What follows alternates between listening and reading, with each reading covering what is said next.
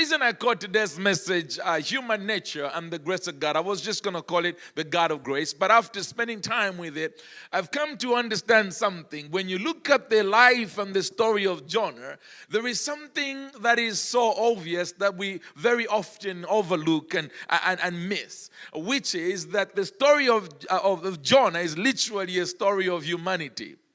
It is a story of human nature.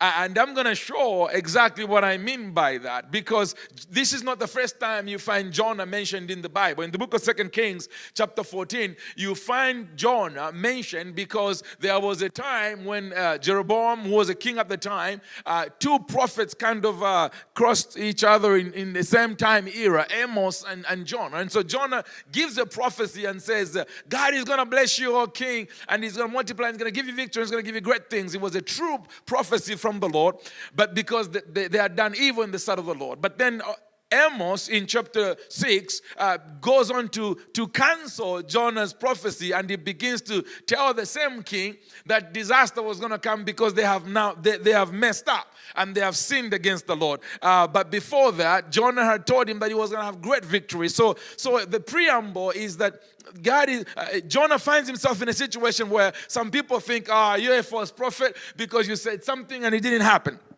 And some people are saying, well, maybe God didn't even speak to him. And so at this time, God goes back to Jonah and says, I have a word for you. And so human nature kicks in. Last time you sent me with a word, you make me look bad.